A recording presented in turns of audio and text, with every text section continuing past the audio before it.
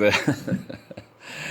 Eu fiz essa performance aí, bicho, na violência, cacete. Peguei duas posições, marquei em Lá menor, tá certo? Essa é uma suíte de uma música que eu ouvia, cara, antes de ir para o seminário em 67. Aí eu não sei dizer de quem é a autoria disso aí, tá certo? Mas ela tem uma variação, pode ser num tom menor, tá certo? E vai caindo e tem uma sequência, tá certo? E eu aqui violentei, fiz em duas posições, devido às limitações minhas primeiro, tá certo? E as limitações que o banjo dá, tá certo? De fazer aí as posições. O banjo tem um braço estreito, eu tenho os dedos longos, tá certo? E a minha mão tem compatibilidade com o braço do banjo. Me faz lembrar o Carlão, rapaz. O Carlão foi um negão que eu conheci, sabe? Não sei se o Carlão tá vivo ainda, sabe? Um negão, um pretão amazonense, sabe? E dedicado às artes estéticas, tá certo? Eu penso, sabe, o estético é o que está mais perto da gente, rapaz, sabe?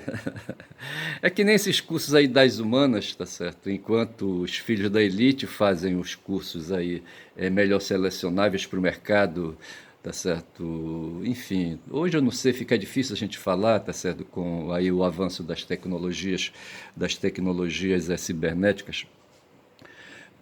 Mas assim, as ciências humanas estão mais acessíveis, estiveram mais acessíveis, estão mais acessíveis às classes populares do que às ciências tecnológicas, aí, sabe, de mercado, digamos assim, tá certo? E o Carlão, então, ele se dedicou, não sei, eu acho, eu não sei, eu conheci o Carlão numa escola em Manaus, onde eu era diretor, eu acho que eu já estava diretor dessa escola, uma escola com mais de 2.000 alunos, eu consegui na marra a direção dessa escola, tá certo? Na marra política, eu acabara de chegar, sabe, na escola, já fui logo um ano depois, 2 anos depois, sendo diretor, sabe, na marra, tá certo? E tem toda uma história que eu vou contar depois isso. E o Carlão eu conheci lá, e o Carlão era músico, tá certo? Tô dizendo era no passado, mas não sei se o Carlão tá vivo. Tô falando do Carlão lá, naquele contexto lá, sabe, naquela situação lá, numa escola em Manaus, no bairro de São Francisco, tá certo? São Francisco, me lembro.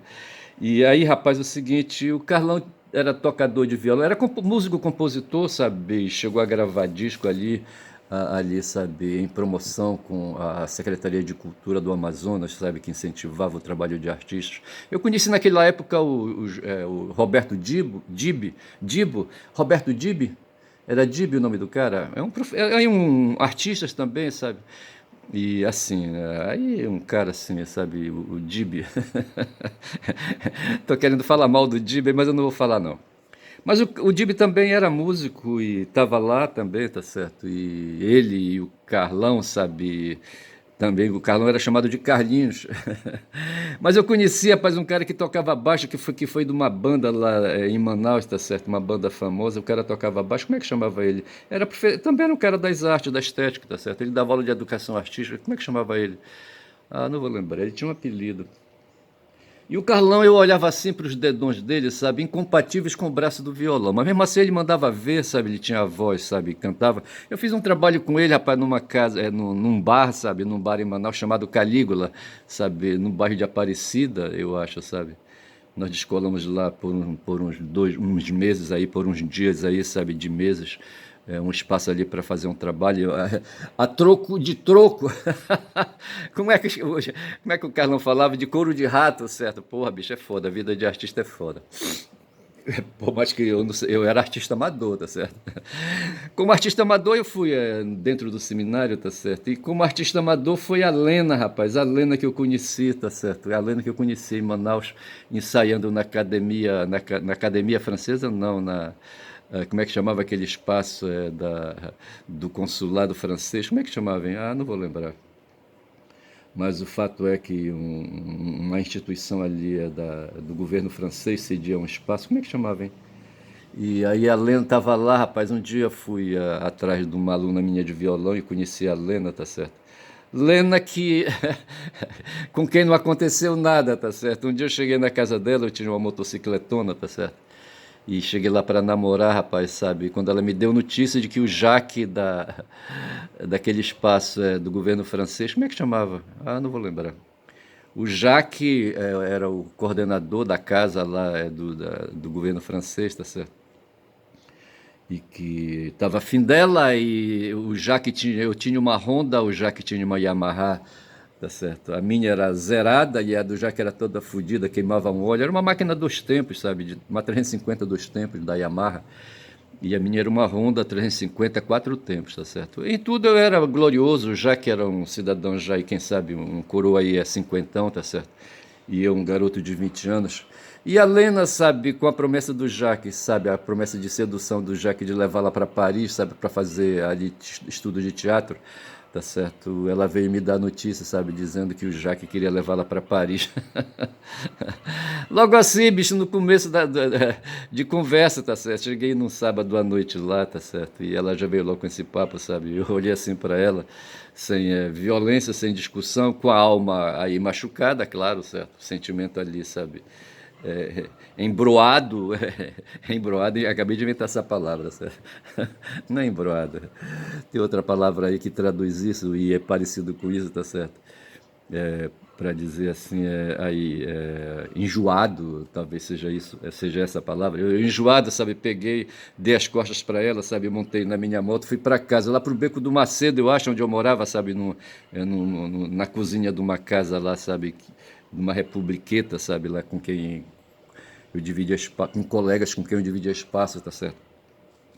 E aí passei um tempo aí, sabe, enjoado.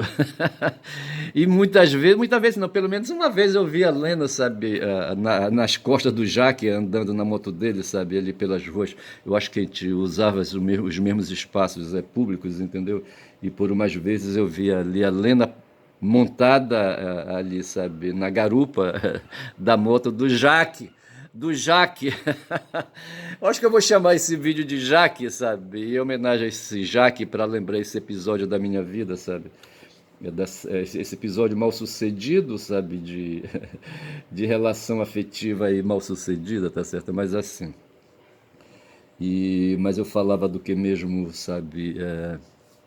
Eu não sei do que eu falava. Falava de Manaus, tá certo? De Manaus, falava do Carlão, tá certo? Do Carlão que se dedicou às artes musicais, falava mal dos cursos de humanas, sabe? Que são os cursos acadêmicos assim acessíveis aos que vêm da pobreza. Porque é o seguinte, a temática hoje que me coube, tá certo? Então para isso eu vou ali, sabe? Eu não sei, sabe? O que é que para onde é que eu vou? Deixa-me ver aqui alguma coisa que eu posso falar aqui a respeito. Deixa eu falar do Fagan logo aqui, tá certo? O Fagan foi um padre, John Fagan. Ele era um irlandês, sabe? Era professor de inglês, eu estudei inglês com ele, sabe? Com a pronúncia dele. E essa pronúncia dele me, assim, consolidou em mim, sabe?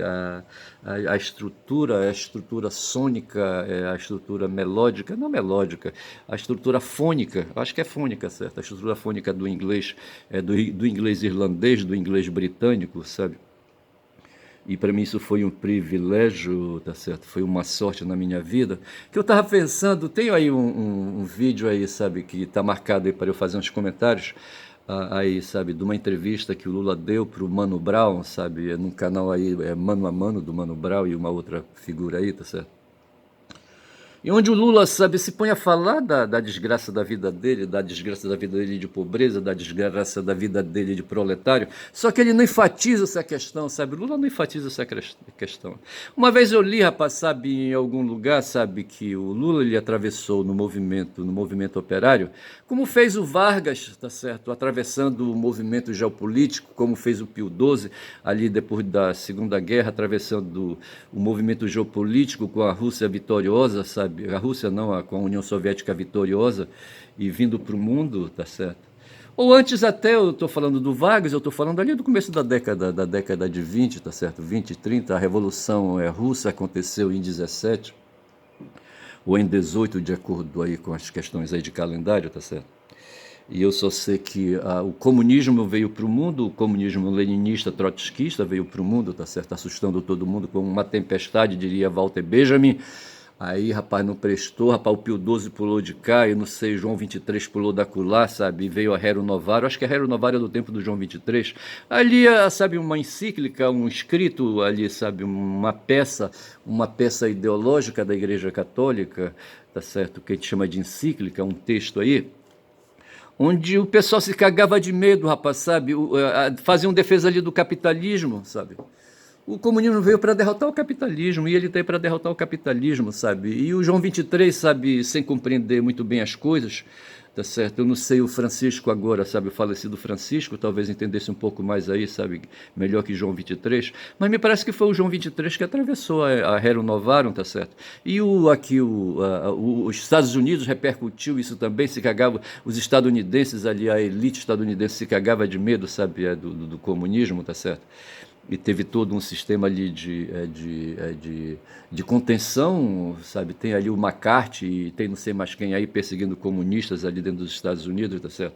E aqui no Brasil, esse papel cobrou o Getúlio Vargas, que estava ali, era aí, sabe, o político de turno, tá certo? E criou ali logo ali um movimento em torno de direitos trabalhistas, ele pegou a carta della Lavoro, de Mussolini, não sei se era de Mussolini, tá certo? E converteu aí, sabe, converteu numa doutrina de direito trabalhista, tá certo?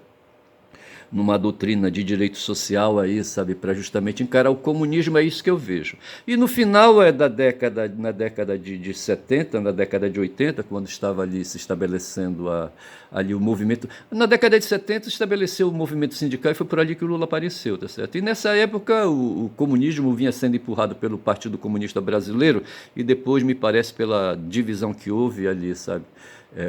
Ali houve uma divisão e surgiu o Partido Comunista do Brasil, Partido Comunista do Brasil que fez ali, sabe, a resistência à ditadura, e vieram aqui para as bandas do Pará, para Conceição do Araguaia, São Geraldo do Araguaia e Xambioá, essas terras aí, essas cidades por aí, tá certo? Bem aqui perto de mim, aqui no sul do Pará, tá certo? E eu já estive por lá, eu estive em Conceição do Araguaia, acho que eu estive em São Geraldo também. Mas o Araguaia está lá, tá certo? E o pessoal do PCdoB veio para cá, tá certo? Tem um bocado aí de lideranças da política paraense. Tem um Paulinho que é o filho de um deputado aí que foi assassinado, tá certo?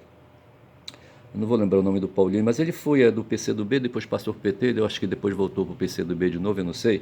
Mas o fato foi que o comunismo acelerou o mundo, sabe? É como o pessoal fala, escalou, escalou, sabe, aí no mundo, tá certo? E o Getúlio Vargas pulou de lá, rapaz, e trouxe a CLT. CLT que Fernando Henrique Cardoso colocou como missão destruir, tá certo?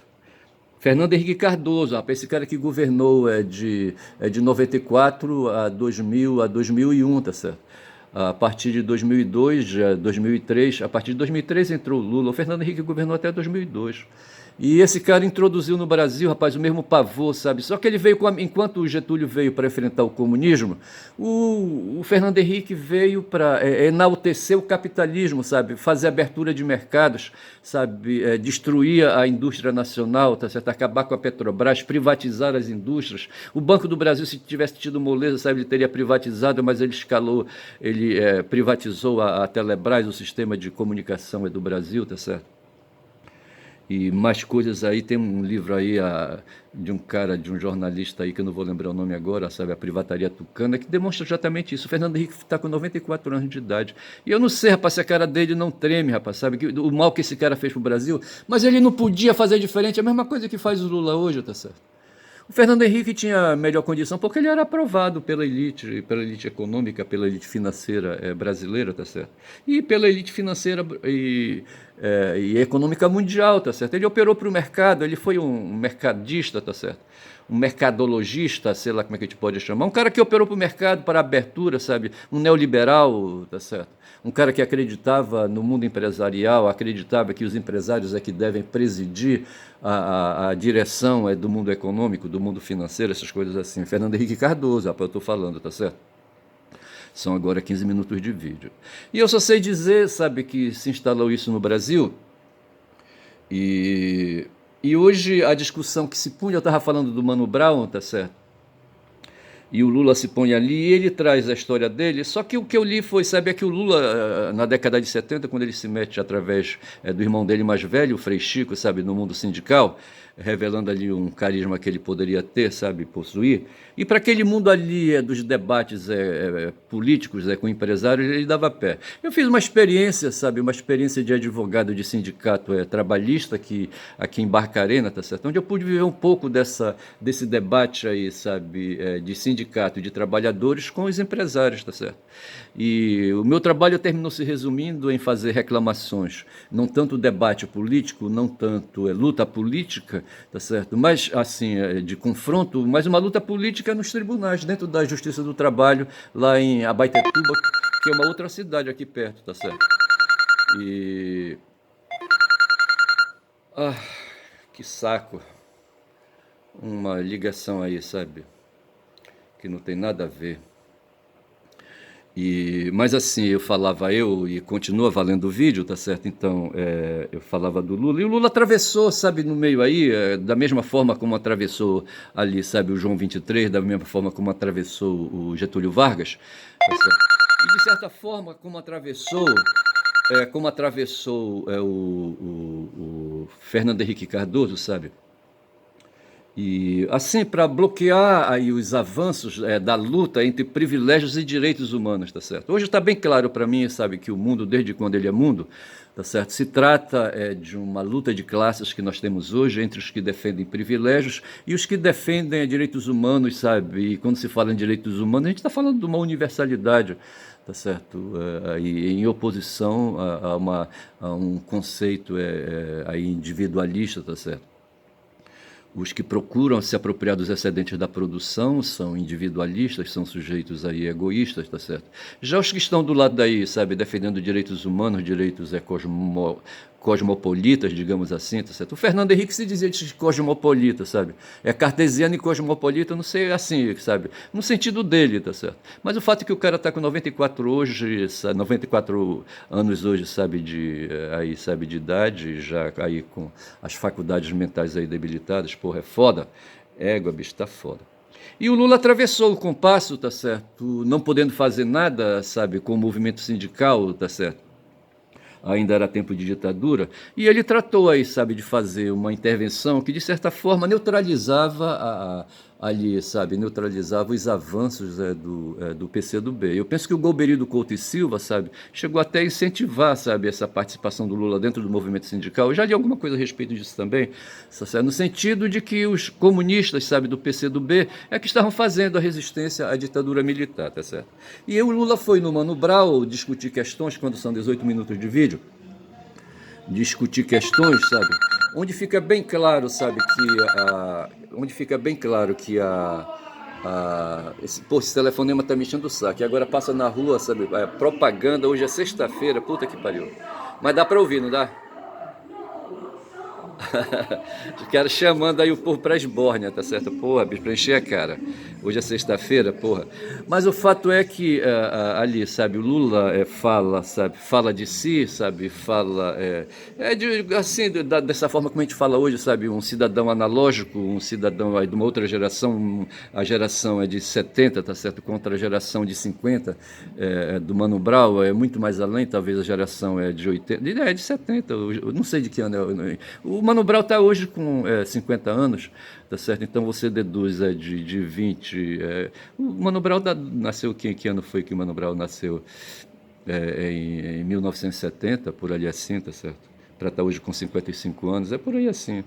É no tempo que eu estava indo para o seminário, tá certo? O Mano Brown nascia, tá certo? Portanto, a minha geração também não é de Mano Brown.